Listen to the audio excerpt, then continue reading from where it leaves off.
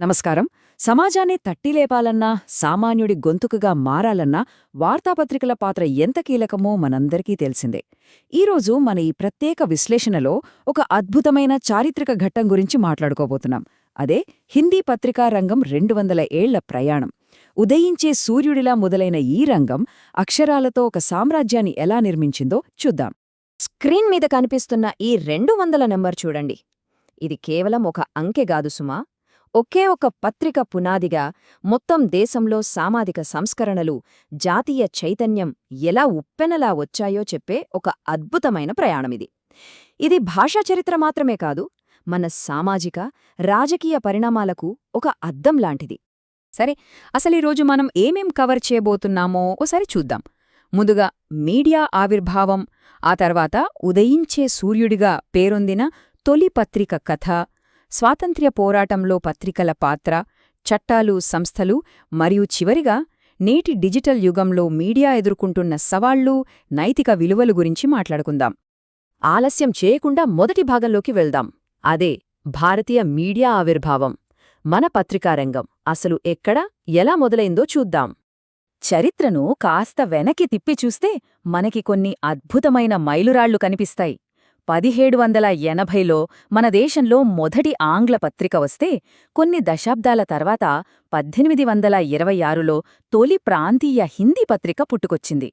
అప్పట్నుండి లెక్కేసుకుంటే కరెక్ట్గా 2026 నాటికి ఈ హిందీ పత్రికా ప్రయాణం అక్షరాలా 200 ఏళ్లు పూర్తి చేసుకోబోతోంది.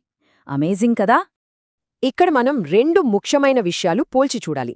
ఒకవైపు జేమ్స్ ఆగస్టస్ హికీ స్థాపించిన ఆంగ్ల పత్రిక బెంగాల్ గెజెట్, ఇది భారతదేశపు మొట్టమొదటి పత్రిక. మరోవైపు పండిట్ జుగల్ కిషోర్ శుక్లా తీసుకొచ్చిన తొలి హిందీ పత్రిక ఉదంత్ మార్తండ్. సామాన్యుల గొంతుకను వినిపించటానికి ఆయన చేసిన ఈ ప్రయత్నం అప్పట్లో నిజంగా ఒక సంచలనం. ఇక రెండవ భాగంలోకి వద్దాం. అసలు ఈ ఉదయించే సూర్యుడు కథేంటి, ఈ పత్రిక పుట్టుక ఎలా జరిగిందో చూద్దాం. ఇక్కడొక ఆశ్చర్యకరమైన విషయమేంటంటే, ఉదంత్ మార్తండ్ అంటే ఉదయించే సూర్యుడు అని అర్థం.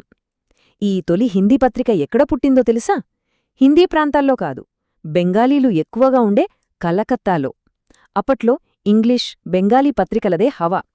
అలాంటి టైంలో హిందీ మాట్లాడేవాళ్లకు ఇదొక ఆశాకిరణంలా, ఒక బలమైన గొంతుకగా నిలిచింది. ఈ పత్రిక ఎంతటి ఇంపాక్ట్ క్రియేట్ చేసిందంటే, ఇది మొదలైన మే 30వ తేదీ చరిత్రలో సువర్ణాక్షరాలతో లిఖించబడింది. అందుకే నేటికి మన దేశవ్యాప్తంగా ఈ రోజును హిందీ జర్నలిజం డేగా చాలా గర్వంగా జరుపుకుంటారు. ఇది నిజంగా ఒక చారిత్రక రోజు. ఇక మూడవ భాగం, మన స్వాతంత్ర పోరాటంలో పత్రికలు ఎంతటి కీలక పాత్ర పోషించాయి, విప్లవానికి ఎలా ఆజ్యం పోశాయి అనేది ఇప్పుడు తెలుసుకుందాం. మన జాతీయ ఉద్యమానికి కేవలం నాయకులు మాత్రమే కాదు, వారి కలాల నుండి జాలువారిన పత్రికలు కూడా పెద్ద వెన్నెముకగా నిల్చాయి. బాలగంగాధర్ తిలక్ గారి కేసరి, మరాఠా, మహాత్మాగాంధీ గారి హరిజన్, యంగ్ ఇండియా, అలాగే గణేష్ శంకర్ విద్యార్థి గారి ప్రతాప్, ఇవన్నీ కేవలం బ్రిటిష్ వారి అణిచివేతపైనే కాదు సుమా, మనలోని మూఢనమ్మకాలు, కుల వివక్షలాంటి సామాజిక రుగ్మతలపై కూడా అలుపెరగని పోరాటం చేశాయి. ఈ ప్రాంతీయ పత్రికల పవర్ ఎలా ఉందంటే, వాటిని ఆపటానికి బ్రిటిష్ ప్రభుత్వం ఏకంగా ఒక కొత్త చట్టమే తీసుకురావాల్సొచ్చింది. అదే 1878లో లార్డ్ లిట్టన్ తెచ్చిన కఠినమైన వర్నాక్యులర్ ప్రెస్ యాక్ట్. పత్రికల నోరు నొక్కేయడానికే తెచ్చిన ఈ చట్టానికి కూడా మనవాళ్లు భయపడలేదు. వారి పోరాట దెబ్బకి ఆ తర్వాతొచ్చిన లార్డ్ రిప్పన్ ఈ చట్టాన్ని రద్దు చేయక తప్పలేదు. దీన్ని బట్టే పత్రికల సత్తా ఏంటో మనం అర్థం చేసుకోవచ్చు. నాల్గవ భాగం, స్వాతంత్ర్యం వచ్చిన తర్వాత మన చట్టాలు, హక్కులు, వాటిని రక్షించే సంస్థలు ఎలా ఏర్పడ్డాలో ఇక్కడ చూద్దాం.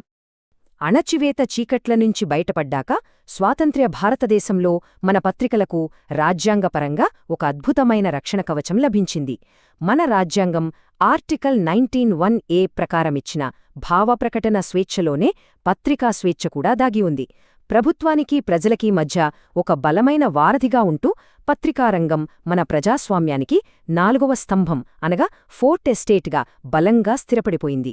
ఈ స్వేచ్ఛను కాపాడటానికి, జర్నలిజంలో నైపుణ్యాలను పెంచడానికి కొన్ని బలమైన సంస్థలు కూడా ఏర్పాటయ్యాయి. ఇక్కడ చూడండి, 1965లో న్యూఢిల్లీలో ఏర్పాటైన ఐఎంసీ మీడియా ట్రైనింగ్లో అగ్రస్థానంలో నిలిస్తే, కరెక్ట్గా ఒక ఏడాది తర్వాత అంటే 1966లో వచ్చిన press council of India PCI పత్రికా స్వేచ్ఛను కాపాడుతూ మీడియా ప్రమాణాలను పర్యవేక్షించే పెద్ద బాధ్యత తీసుకుంది. ఇవి రెండూ మన మీడియా రంగానికి రెండు కళ్ళు లాంటివి. ఈ 200 ఏళ్ల వారసత్వాన్ని నేటి విద్యాసంస్థలు కూడా ఎంతో గొప్పగా సెలబ్రేట్ చేసుకుంటున్నాయి. దీనికి బెస్ట్ ఎగ్జాంపుల్ ఐఐఎంసీ వాళ్ల ప్రతిష్టాత్మక పరిశోధనా జర్నల్ సంచార్ మాధ్యమం. ఈ చారిత్రక ఘట్టాన్ని పురస్కరించుకొని వాళ్లొక ప్రత్యేక సంచికను విడుదల చేసి పత్రికారంగం గొప్పదనాన్ని మరోసారి మనకు గుర్తుచేశారు. ఇక చివరిగా 5వ భాగం, ఇంతటి ఘన చరిత్ర ఉన్న మన పత్రికారంగం నేటి డిజిటల్ యుగంలో ఎదుర్కొంటున్న సవాళ్లు, నైతిక విలువల గురించి మాట్లాడుకుందాం. ఇక్కడ రాజ్యసభ డిప్యూటీ చైర్మన్ హరివంశ్ గారు చెప్పిన ఒక పవర్ఫుల్ మాట ఉంది. మారుతున్న కాలానికి తగ్గట్టుగా జర్నలిజం కూడా మారాలి, కొత్తగా ఆలోచించాలి. కానీ అదే సమయంలో నైతికత, సామాజిక బాధ్యత అనేది ఎప్పటికీ మర్చిపోకూడదు అని ఆయన స్పష్టం చేశారు. నేటి పరిస్థితులకు ఇది 100% కరెక్ట్ కదా? అయితే ఆ నైతికతను కాపాడుకోవడమే నేటి అతి పెద్ద సవాలు. ప్రింట్ మీడియా నుంచి internet, social media, video journalism దాకా వచ్చిన ఈ మార్పు వల్ల సమాచారం అందరికీ క్షణాల్లో చేరుతోంది. కానీ ఇక్కడే ఒక పెద్ద చిక్కుంది. అబద్ధపు వార్తలు, అదేనండి ఫేక్ న్యూస్ విపరీతంగా పెరిగిపోతోంది. ఇలాంటి టైంలో ఎటువంటి పక్షపాతం లేకుండా నిజాలను నిర్భయంగా చెప్పడం, అలాగే మన ప్రాంతీయ భాషల గొంతుకను బతికించుకోవడమనేది మీడియా ముందున్న ఒక పెద్ద టాస్క్. సో, ఈ విశ్లేషణను ముగించే ముందు ఒక్కసారి ఆలోచించండి. ఒకవైపు వ్యూస్, లైక్స్, అల్గోరిథమ్స్ నడిపిస్తున్న ఈ డిజిటల్ మాయాజాలం, మరోవైపు నకిలీ వార్తల ముప్పు. ఇలాంటి క్లిష్టమైన పరిస్థితుల్లో 1826లో ఆ పండిట్ జుగల్ కిషోర్ గారు వెలిగించిన ఉదయించే సూర్యుడు తన సత్యం, సామాజిక బాధ్యత అనే కాంతిని భవిష్యత్తులో కూడా ఇలాగే నిలబెట్టుకోగలడా?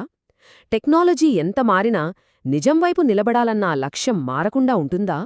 దీని గురించి మీరేమనుకుంటున్నారో ఒక్కసారి ఆలోచించండి. Keep exploring.